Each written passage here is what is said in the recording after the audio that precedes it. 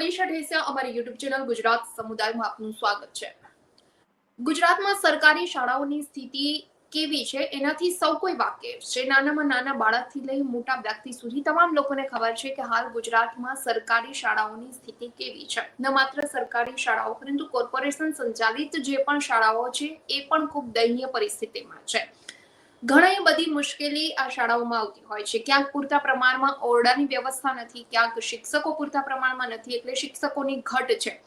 આ સિવાય કોમ્પ્યુટર લેબની વ્યવસ્થા નથી। ઘણી બધી શાળાઓ એવી છે કે જ્યાં રમત ગમતના મેદાન નથી। આ સિવાય પણ ઘણી બધી મુશ્કેલી શાળામાં હોય છે કે જે સુવિધાઓ બાળકોને વિદ્યાર્થીઓને મળવી જોઈએ એ સુવિધા શાળાઓમાં નથી આપવામાં આવતી। અને શિક્ષણ બોર્ડ નું અને ગુજરાતમાં શિક્ષણ વિભાગનું જે બજેટ છે એ દર વર્ષે મસ્ત મોટું બજેટ તો બહાર પાડી દેવામાં આવે છે, પરંતુ ખરેખર આ બજેટનો ઉપયોગ ક્યાં થાય છે, કેવી રીતે થાય છે, પૂરતા પ્રમાણમાં બજેટ વપરાય છે કે કેમ, આ તમામ મુદ્દા પર આજે આપણે ચર્ચા કરવી છે। ચર્ચા માટે અમારી સાથે જોડાઈ ગયા છે રાહુલ શર્મા, જે એક્સપર્ટ છે આ મામલે, અમદાવાદથી જોડાયા છે। પુષ્પક પટેલ આપના મહામંત્રી છે, ગાંધીનગરથી જોડાયા છે। અને ફિરોઝ ખાન પઠાણ પણ જોડાઈ ગયા છે કે જેઓ કોર્પોરેશન સંચાલિત શાળાઓ અને આ સિવાયની શાળાઓનો ડેટા એમની પાસે છે। આ અંગે તેઓ ઊંડાણપૂર્વક માહિતી પણ મેળવતા હોય છે। તમામ મિત્રોનું સ્વાગત છે ગુજરાત સમુદાયમાં। સૌથી પહેલા પુષ્પકભાઈ આપને પૂછવા માંગીશ કે શું સ્થિતિ છે, તમારા મતે શું લાગે છે ગુજરાતમાં સરકારી શાળાઓને લઈ વારંવાર સમાચાર સામે આવતા હોય છે, વિદ્યાર્થીઓને ઘણી બધી મુશ્કેલી પડતી હોય છે, શિક્ષકની ઘટના કારણે પૂરતા પ્રમાણમાં ઓરડાઓ નથી, જર્જરિત હાલતમાં શાળાઓ હોય છે અને જે સુવિધાઓ બાળકને શાળામાં મળવી જોઈએ નથી મળતી। આવી સ્થિતિ ગુજરાતમાં અનેક શાળાઓની છે। તમને શું લાગે છે ગુજરાતમાં સરકારી શાળાની સ્થિતિને લઈ સૌથી પહેલા આપની પ્રતિક્રિયા આપશો।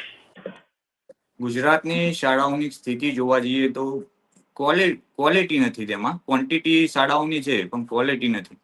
તો એ ક્વોલિટીને બેઝિક ઇન્ફ્રાસ્ટ્રક્ચરથી આપણે સારું કરવું જોઈએ। પહેલા તો જેવી કે ઓરડાઓની સંખ્યા વધારવી જોઈએ, ઓરડાઓમાં ઇન્ફ્રાસ્ટ્રક્ચર મીન્સ બ્લેકબોર્ડ એ બધી સુવિધાઓ આપવી જોઈએ। શાળામાં ટોયલેટ નથી, પાણીની પરબો નથી, રમતનું મેદાન તો છે પણ ત્યાં સાધનો નથી, પીટી ટીચરની ઘટ છે, ઇંગ્લિશ મીડિયમ સ્કૂલો માત્ર થોડી ઘણી છે, 10-15 ગણવા જઈએ તો એટલી સંખ્યામાં, આંગળીના વેઢા ઉપર ગણી જાય એટલી સંખ્યામાં ઇંગ્લિશ સ્કૂલો છે।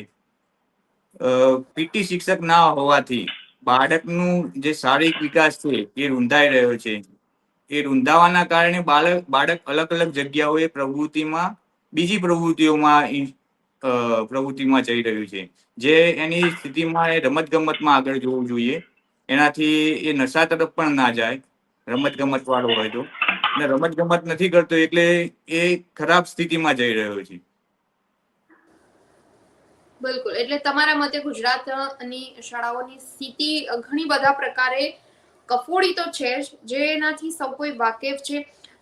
રાહુલજી, આપને શું લાગે છે ગુજરાતમાં સરકારી શાળાઓને લઈ જે આંકડાઓ સામે આવતા હોય છે અને વિધાનસભા સત્ર દરમિયાન જે આંકડાઓ રજૂ થતા હોય એમાં સરકાર ખુદ સ્વીકારે છે કે દર વર્ષે મોટી સંખ્યામાં સરકારી શાળાઓ બંધ કરવાની સરકારને ફરજ પડી રહી છે, કારણ કે ત્યાં બાળકોની સંખ્યા, વિદ્યાર્થીઓની સંખ્યા નથી થતી તેની પાછળ પણ ઘણા બધા કારણો જવાબદાર છે કે વાલીઓ શા માટે બાળકોને સરકારી શાળામાં ભણાવતા નથી। તમારા મતે તમને શું લાગે છે?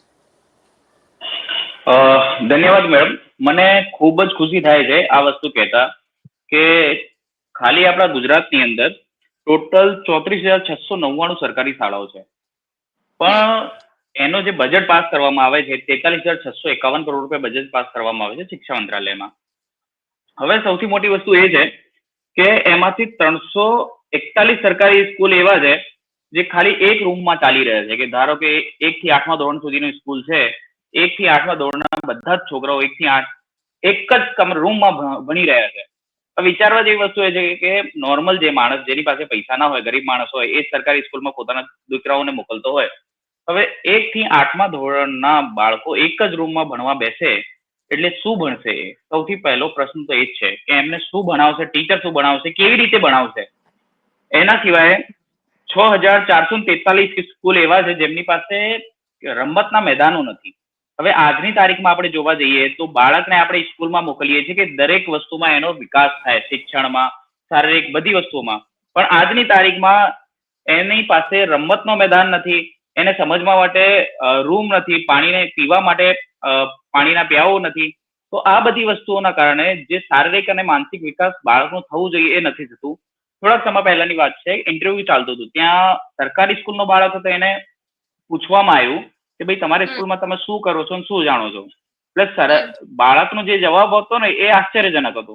એ કે મને ગુટકા ખાવાનું આવે છે, મને સિગરેટ પીવાનું ફાવે છે. એટલે તમે વિચારી લો કે જે બાળક 8મા 9મા 10મા ધોરણમાં ભણતું હોય, આપણે એને સવાલ પૂછવા જઈએ, એ ભણત સિવાય આ બધી વસ્તુઓ કહેતો હોય, તો સરકારી સ્કૂલમાં શું ભણાવવામાં આવે છે ને કયા સ્તર ઉપર ચાલી રહ્યું છે નોર્મલ પર્સન સમજી શકે છે. બીજી વસ્તુ કે 34,699 સ્કૂલો તો છે, પણ શિક્ષા મંત્રીએ પોતે જ, ગુજરાતના જે શિક્ષા મંત્રી છે એમને પોતે જ ઇન્ટરવ્યુમાં એમ કીધું કે લગભગ 2000 સ્કૂલોનું રિઝલ્ટ સારું આવ્યું છે. હવે આ આંકડો ક્યાં સુધી તમને યોગ્ય લાગે છે કે 34,500 સ્કૂલોમાંથી ખાલી 2000 સ્કૂલનો આંકડો સારો આવ્યો અને બાકીની જે સ્કૂલો છે એમનું શું? એટલે એમના આપણે એમ કહેવા જઈએ કે જ્યાં લોકો સર્વે કરવા જાય છે ત્યાં કદાચ એવી સ્કૂલો છે આખા ગુજરાતમાં 2000 સ્કૂલો કે જેમાં બધી વસ્તુઓ સારી છે, બાકી કે 31-32 હજાર જે સ્કૂલો છે એમના કોઈ ઠેકાણા નથી. કાલની વાત છે, આ ઇન્ટરવ્યુ માટે હું સર્ચ કરતો હતો ને સ્કૂલોમાં જઈને મેં જોયું બી ખરા. અમુક સ્કૂલો તો એવા છે ત્યાં વરસાદનું પાણી પડી રહ્યો છે. કાલ રાત જે અમદાવાદમાં વરસાદ આવી, સ્કૂલની અંદર વરસાદનું પાણી આવી રહ્યું છે, છોકરાઓને પીવા માટેનું પાણી નથી. એટલે આપણે વિચારી શકીએ છીએ કે રાજ્ય સરકાર કયા સ્તરે કામ કરી રહી છે અને કયા સ્તરે કયા લેવલે સરકારી સ્કૂલોમાં ભણતર થઈ રહ્યું છે. આજની તારીખમાં જે સ્કૂલોમાં ભણાવવા નથી માંગતા લોકો, એનું કારણ આ જ છે કે ભાઈ સ્કૂલમાં કોઈ દેખરેખ જ નથી. આજે હું મારા બાળકને મોકલું પણ બાળકને ભણતર જ ના હોય તો શેના માટે મોકલીશ? એટલે છેલ્લે મારે પ્રાઇવેટ સ્કૂલમાં જ જવું પડશે અને પ્રાઇવેટ સ્કૂલ જે છે એ બધી ફંડિંગ ઉપર જ ચાલી રહી છે. એટલે આ આખો જે છે માફિયા ચાલી રહ્યું છે પ્રાઇવેટ સ્કૂલોનો કે ફીસ લેવા માટે. આજની તારીખમાં તમે જોવા જાઓ તો નોર્મલ ફીસની સ્ટાર્ટિંગ 12-15 હજાર 20 હજાર ફીસની સ્ટાર્ટિંગ હોય છે. હવે જે માણસ આખા મહિનામાં 10,000 કમાવતો હોય, 20,000 ફીસ કેવી રીતે ભરી શકે છે? એટલે સરકાર ખાલી એક જ વસ્તુ કરી રહી છે કે જે પ્રાઇવેટ સ્કૂલો છે એમની પાસેથી ફંડિંગ લઈ રહી છે અને એમને ચલાવાઈ રહી છે. અને સરકારી સ્કૂલોમાં ખાલી દેખાવા માટે સરકારી સ્કૂલ ચાલુ રાખ્યા છે અને દિવસે દિવસે આના કારણે જ બંધ થાય છે કેમ કે એમાં કોઈ શિક્ષા નથી. બિલકુલ, એટલે પરિસ્થિતિ ઘણી બધી જગ્યાએ દયનીય છે અને જેના કારણે વિદ્યાર્થીઓ ભણવાની જગ્યાએ અન્ય રસ્તા તરફ વળતા જોવા મળે છે અને એવા સમાચાર પણ વારંવાર આવતા હોય છે. ફિરોઝભાઈ, ખાસ કરી મારે કોર્પોરેશન સંચાલિત જે શાળાઓ છે એના વિશે પણ થોડું જાણવું છે કે કોર્પોરેશન સંચાલિત જે શાળાઓ છે એની પણ દયનીય સ્થિતિ છે, સમાચારમાં વારંવાર આવતું હોય છે. હિન્દી માધ્યમિક શાળાની પણ ઘણી બધી જગ્યાએ સ્થિતિ ખરાબ છે, ખાસ કરી અમદાવાદના અનેક વિસ્તારમાં કે જર્જરિત ઓરડાઓ હોય, પતરાવાળી શાળાઓ છે કે જેના પર છત પણ નથી. આવી સ્થિતિમાં બાળકો અભ્યાસ કરી રહ્યા છે ને જ્યાં ગરીબ બાળકો ભણવા માટે જાય છે, મધ્યમ વર્ગના બાળકો ભણવા માટે જાય છે અને તેને પૂરતા પ્રમાણમાં શિક્ષણ મળી શકે તેવી કોઈ વ્યવસ્થા નથી. શું લાગે છે?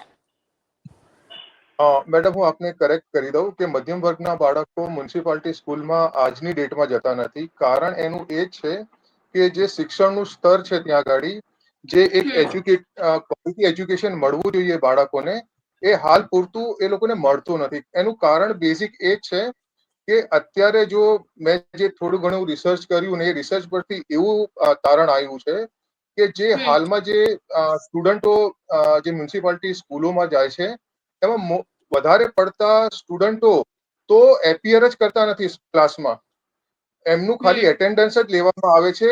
આપણે એમ કહી શકાય કે એ ભૂતિયા સ્ટુડન્ટો છે.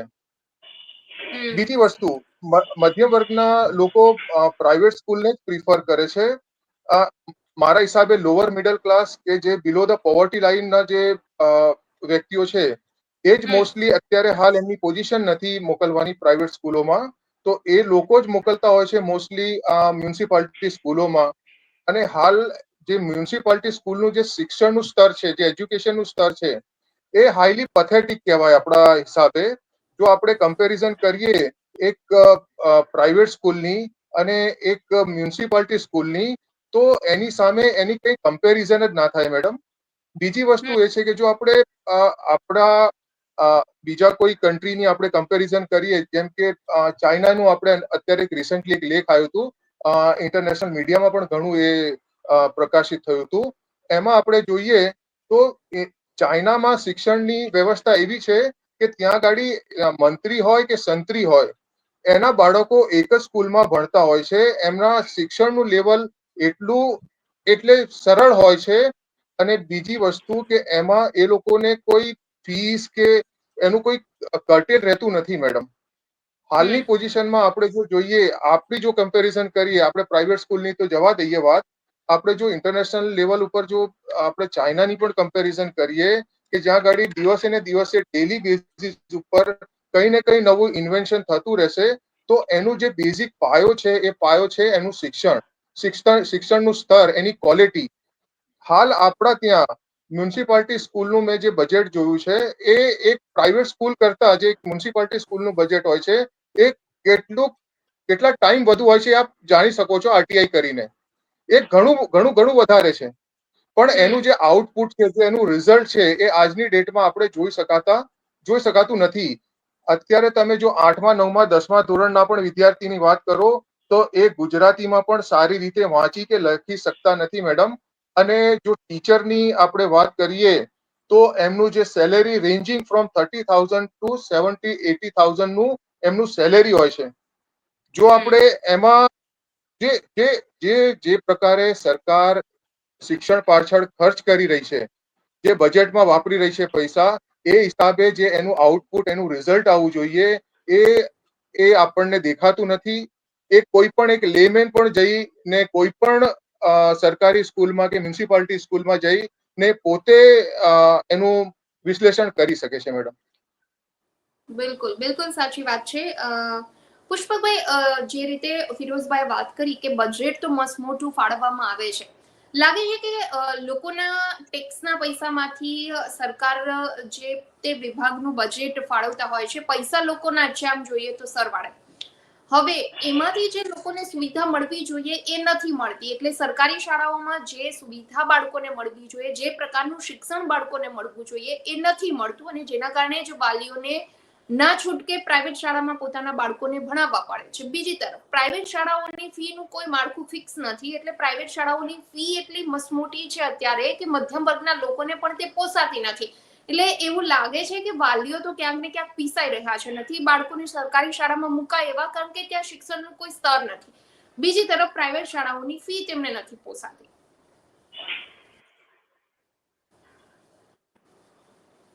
હા મેડમ, તમારી વાત સાચી છે. પ્રાઇવેટ સ્કૂલની ફી એટલી જ છે જેટલી હું મારા ટાઈમમાં ગવર્મેન્ટ પ્રાઇવેટ કોલેજમાં ભણ્યો હતો ત્યારે મારી 3 યરની ફી 50,000 રૂપિયા હતી ટોટલ. એ આજે બાલ મંદિરના કેજીના સ્ટુડન્ટની ફી પ્રાઇવેટમાં એટલી છે. વાલીઓ કેમ પ્રાઇવેટ તરફ જઈ રહ્યા છે એનું એક કારણ છે કે ક્વોલિટી વાળું શિક્ષણ મળતું નથી ગવર્મેન્ટ સ્કૂલમાં. એના તરફથી પ્રાઇવેટ સ્કૂલમાં જઈ રહ્યો છે. એક લારીવાળાનો છોકરો પણ, મીન્સ લારીવાળો શું વિચારતો હોય છે, ગવર્મેન્ટ સ્કૂલનું સ્થળ સારું નથી એટલે પૈસા દેવું કરીને પણ પ્રાઇવેટ સ્કૂલ તરફ જઈ રહ્યો છે, કેમ કે એ સ્થિતિમાં એના બાળકને મૂકવા નથી માંગતો જે એને ભોગવ્યું છે. એટલે એ પણ દિન બદિન ગરીબ બનતો જઈ રહ્યો છે.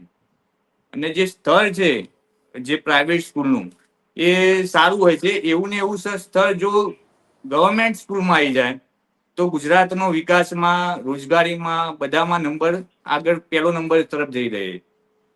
જેમ કે આપણા અહીંયા સ્કૂલો 31,700 કીધી ભાઈએ, જેમ સ્કૂલોની સંખ્યા તો વધારે છે પ્રાઇવેટ સ્કૂલો કરતા પણ સરકારી સ્કૂલો લગભગ 12,000 જેટલી બંધ છે, એક પણ વિદ્યાર્થી નથી.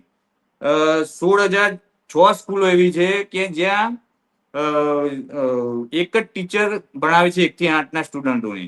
15,000 શાળાઓમાં કોમ્પ્યુટરની સુવિધા તો છે પણ કોમ્પ્યુટરનો શિક્ષક નથી. હવે કોમ્પ્યુટર રાખીને શિક્ષક ના હોય તો એનો મતલબ તમે સમજી શકો છો.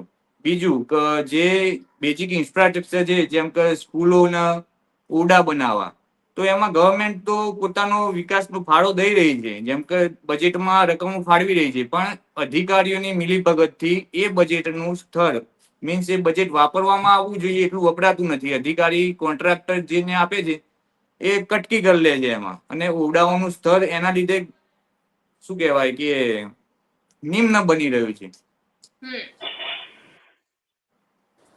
બિલકુલ એટલે પરિસ્થિતિ બંને બાજુ વાલીઓ માટે તો ખરાબ છે. સરકારી શાળામાં ક્વોલિટી વાળું શિક્ષણ નથી મળતું, પ્રાઇવેટ શાળાની ફી નથી પોસાતી.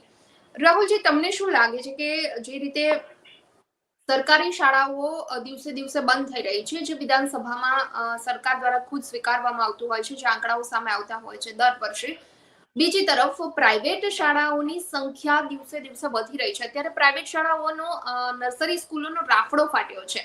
એમાં પણ બિનકાયદેસર સરકાર તરફથી વારંવાર મંજૂરી આપી દેવામાં આવતી હોય છે. એ એમના લાગતા વળગતા હોય છે, એમના મળતિયાઓની જે પ્રાઇવેટ શાળાઓ છે એમને મંજૂરી આપી દેવા, એના માટેનો જે એક બેઝ હોય છે, એના માટે અમુક બાબતો ફોલો કરવાની હોય છે, એ પણ શાળા દ્વારા નથી કરવામાં આવતી. કે અમુક એરિયાનું રમતગમતનું મેદાન હોવું જોઈએ, આ પ્રકારનું બિલ્ડિંગ હોવું જોઈએ, એમના જે પણ બાબતો હોય એ એમને ફોલો કર્યા વગર પણ ક્યાંક ને ક્યાંક એમના મળતિયાઓને, એમના લોકોને મંજૂરી આપી દેવાય છે, અને એટલે જ ક્યાંક ને ક્યાંક પ્રાઇવેટ શાળાઓની સંખ્યા વધી રહી છે.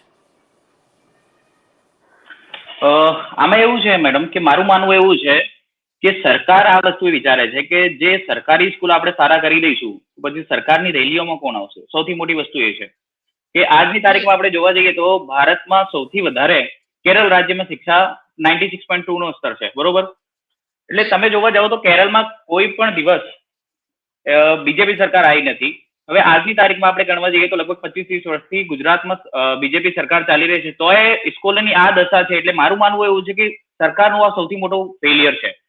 આજની તારીખમાં જે કહેવાય કે જે વધારે કરતા ટ્રેન્ડ ચાલી રહ્યો છે અંધભક્તો. અંધભક્ત કોને કહેવાય? જેની પાસે શિક્ષણ ન હોય, જેની પાસે કોઈ જાણકારી ના હોય કોઈ પણ વિષયમાં. તમે જોવા જાઓ કોઈ પણ વિષયની જાણકારી ના હોય એટલે એને અંધભક્ત કહેવાય. અને જે સરકારી સ્કૂલો સારી થઈ ગઈ તો પ્રાઇવેટ સ્કૂલો ચાલવાની બંધ થઈ જશે, અને પ્રાઇવેટ સ્કૂલો ચાલવાની બંધ થઈ તો ખાસા એમએલએ એવા છે જેમની પોતાની સ્કૂલો છે, એ કેવી રીતે ચાલશે? એના સિવાય જે સરકારને ફંડિંગ આવી રહ્યું છે પ્રાઇવેટ સ્કૂલોથી એ બંધ થઈ જશે. એટલે સરકાર છેલ્લે સુધી આપણે જોવા જઈએ તો સરકાર પોતાનું જ બેનિફિટ જોવે છે.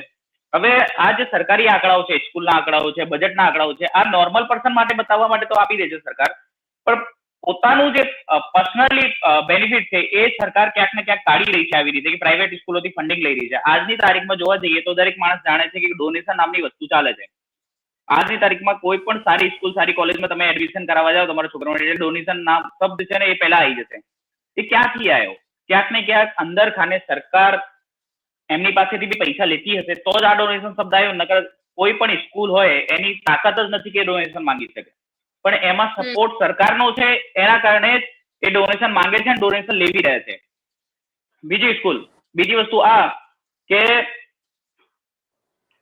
અત્યારે થોડાક ટાઈમ પહેલા હું યુટ્યુબ ઉપર જ સરકારી સ્કૂલોનો વિડીયો જોતો હતો, એટલે હું આશ્ચર્યચકિત થઈ ગયો આ વસ્તુ જોયા પછી કે રિપોર્ટરે મેડમ થી પૂછ્યું કે 3 આંકડા વાળું સૌથી મોટો અંક કયો છે? તો મેડમ નો જવાબ આવ્યો કે 50 એ 3 આંકડા વાળું સૌથી મોટો અંક છે.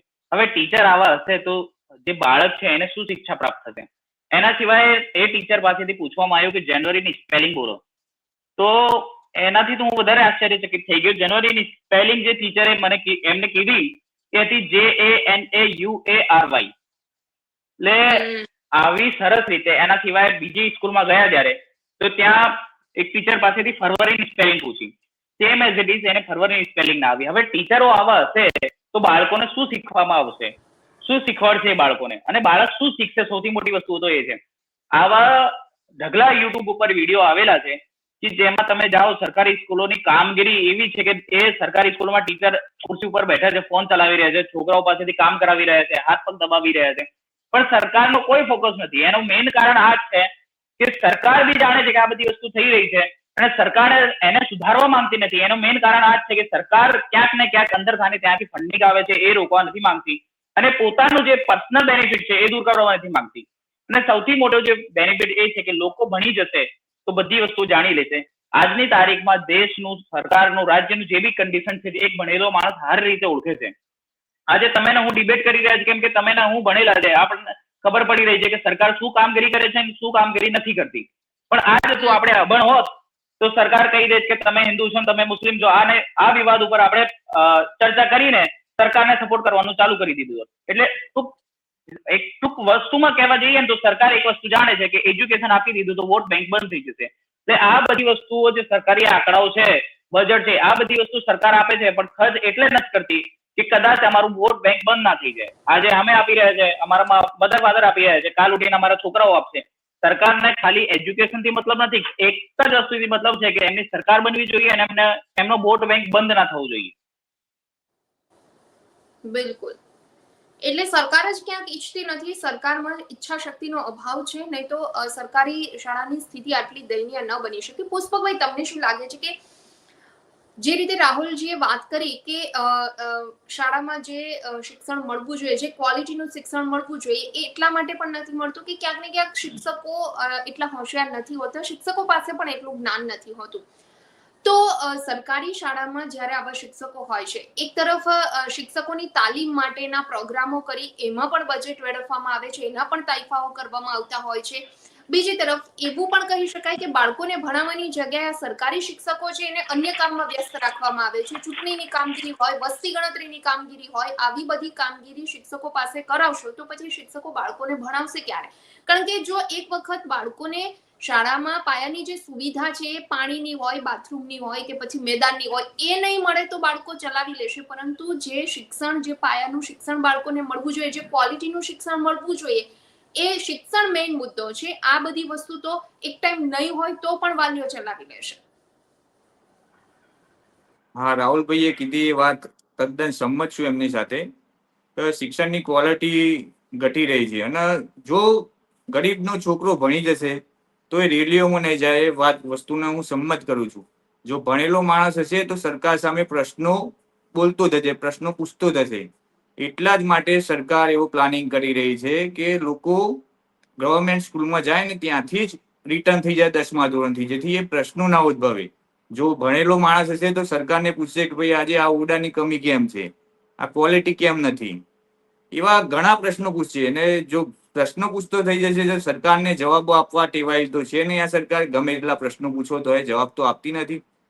હાલમાં જ શિક્ષકોનું આંદોલન ચાલુ રહ્યું છે. ભણેલ ગણેલ પીટીસી વાળા, બીએડ વાળા શિક્ષકો આજે રસ્તા ઉપર ઉતર્યા છે. એમના જોડે શું કહેવાય, માહિતી અને જે શિક્ષણની ટેકનિકો બધી સારી છે, પણ એ આંદોલન તરફ જઈ રહ્યા છે, એમની ભરતી કરવામાં નથી આવતી. જૂના શિક્ષકો છે એ એટલા ક્વોલિટી વાઇઝ નથી, મીન્સ કે એમને એજ્યુકેશનમાં એટલું ડેવલપ કરતા નથી આવડ્યું કે 21મી સદી આવી છે તો આપણે 19મી સદીના રીતે ભણાવીએ નહીં. એ મેઇન મુદ્દો છે આજનો. બિલકુલ. રાહુલજી, એક વાત એ પણ મને સવાલ થાય કે સરકારી શાળાઓમાં જે શિક્ષકો ભણાવી રહ્યા છે એનો પગાર પણ વધારે છે. એમને એમના ગ્રેડ પ્રમાણે જે પગાર મળતો હોય 70-80 હજાર 60 હજારથી લઈ. બીજી તરફ જે પ્રાઇવેટ શાળાઓ છે એમાં જે શિક્ષકો ભણાવી રહ્યા છે એમનો પગાર છે 8 થી 10 હજાર રૂપિયા. અને એ શિક્ષકો પણ કેવા હોય છે, ઘણી બધી એવી પ્રાઇવેટ શાળાઓ છે કે તેમાં 12 પાસ છોકરા છોકરીઓ ભણાવવા જતા હોય છે, કોલેજીસ કરેલા હોય છે, માત્ર પીટીસી કરેલું હોય છે કે કોઈ અન્ય વિભાગમાં ભણે. હવે વાલીઓની સ્થિતિ એટલા માટે ખરાબ થાય કે મસમોટી ફી ભરી અને આવા શિક્ષકો પાસે પોતાના બાળકોને ભણાવવા પડે છે અને સરકાર આટલું બજેટ ફાળવી અને 70-80 હજાર રૂપિયા જેને પગાર આપે છે એ શિક્ષકો ટેબલની સામે ખુરશી રાખી એના પર પગ ચડાવી અને તમે કીધું એ પ્રમાણે મોબાઈલ જોતા હોય છે. એમને બાળકોને ભણાવવામાં કોઈ જ ઇન્ટરેસ્ટ નથી. આનું મેઇન કારણ આ છે કે મેડમ, કોઈ ફોકસ, જે મેઇન વસ્તુ એ છે કે કોઈનું ફોકસ નથી. સરકારી સ્કૂલોમાં, સરકારી દફતરોમાં આજની તારીખમાં બી સરકારી દફતરો બદનામ છે કે આ ટેબલ થી એ ટેબલ ઉપર ધક્કા ખાવાનું. એ જ વસ્તુ સરકારી સ્કૂલમાં થઈ રહી છે કે સરકારી સ્કૂલમાં કોઈ ધ્યાન આપવા વાળું નથી.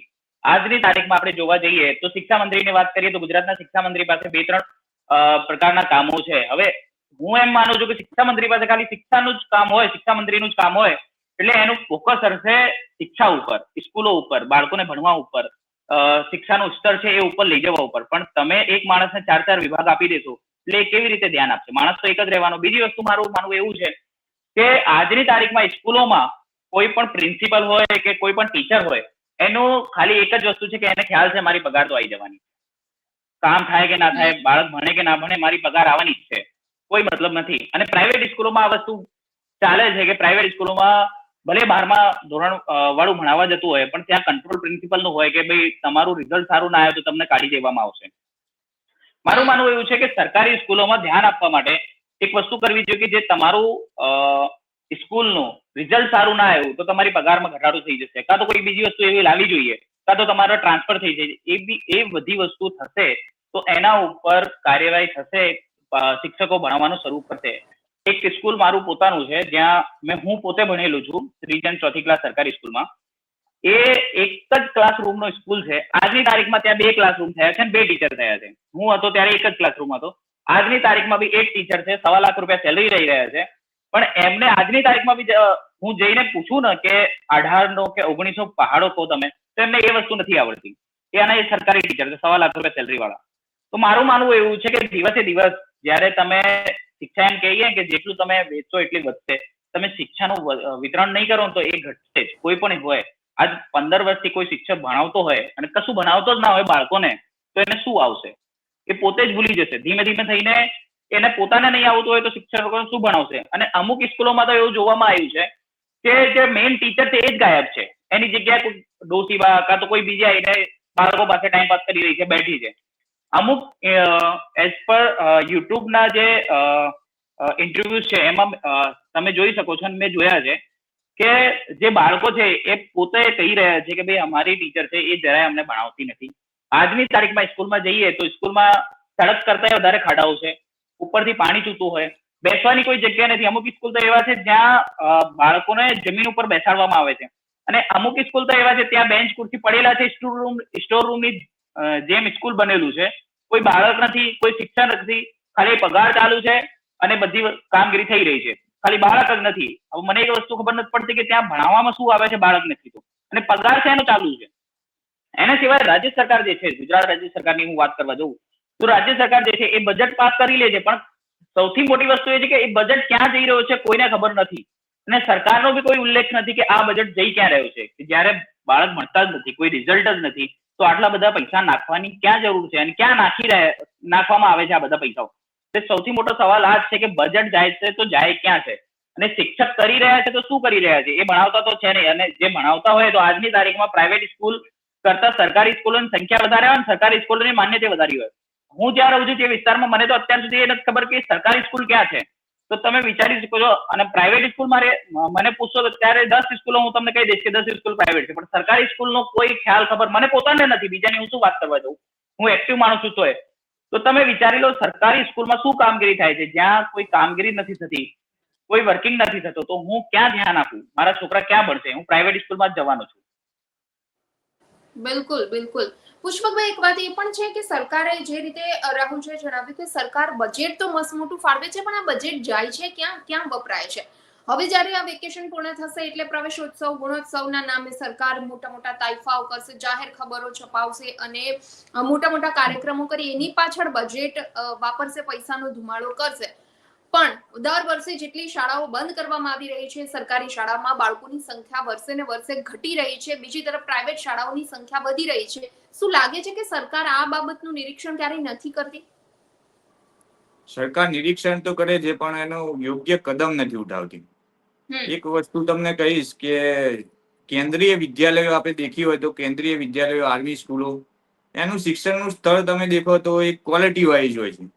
રમત ગમતના મેદાનો હોય છે, ત્યાંથી નીકળેલ બાળક પણ આર્મીમાં ભરતી થાય છે, અલગ અલગ સારી પોસ્ટો ઉપર જાય છે. ત્યાંની ક્વોલિટી મને ગમે છે. એવી ક્વોલિટી જો ગુજરાત સરકાર એમના શિક્ષણમાં રાજ્ય સ્તરીય લાવે તો શિક્ષણમાં આમૂલ પરિવર્તન થઈ શકે છે.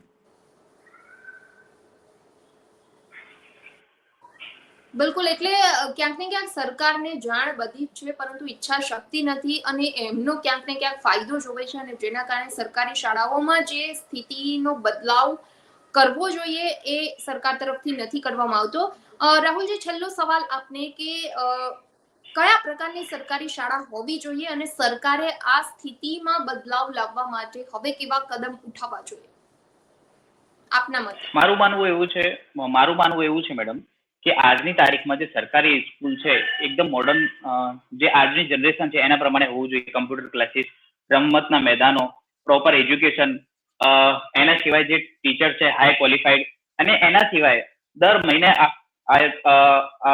નહીં તો દર 3 મહિને એક વિઝિટ થવી જોઈએ સરકાર તરફથી, જ્યાં જે બાળકો છે એનું પરીક્ષણ થાય કે શું ભણાવવામાં આવે છે, શું શિક્ષા આપવામાં આવે છે, અને કેટલા બાળકો એવા છે જે નિત્ય ત્યાં આવી રહ્યા છે. અને જે રજીસ્ટર છે એમાં ખાલી પ્રેઝન્ટ ટીચર પોતાના હાથથી નથી ભરતા, પ્રોપર બાળક આવી રહ્યું છે એના પ્રમાણે જ ભરાય છે. મારું માનવું એવું છે કે આજની તારીખમાં જે સરકારી સ્કૂલો છે એમની કમર કસવાની જરૂર છે અને ડિજિટલ પેરામીટર નાખી દેવાની જરૂર છે કે કોઈ પણ બાળક આવે તો ડિજિટલ રૂપમાં એનું અટેન્ડન્સ લેવામાં આવે, જેનાથી જે આ ભેળસેળ થઈ રહી છે કે બાળક આવતો નથી અટેન્ડન્સ લાગી જાય છે લોકોને બતાવવા માટે, આ વસ્તુ બંધ થઈ જાય. એના સિવાય જે આજની તારીખમાં લગભગ 1400 પદ ખાલી પડ્યા છે, જે શિક્ષકો છે એમના 1400 થી વધારે પદો ખાલી પડ્યા છે. એ 1400 પદોની પૂરેપૂરી ભરતી કરવામાં આવે. અને એના સિવાય આજની તારીખમાં આપણે જોવા જઈએ તો જે પ્રાઇવેટ સ્કૂલો છે એ મોટામાં મોટા છે. અમદાવાદમાં કાં તો ગુજરાતમાં, કોઈ પણ આખા ભારતમાં આપણે જોવા જઈએ પ્રાઇવેટ સ્કૂલોની તમે સંખ્યા જોશો તો એક સ્કૂલમાં 20-30 કમરા હોય છે, પણ સરકારી સ્કૂલ 1 કમરા, 2 કમરા, 3 કમરામાં પેક થઈ ગયું છે.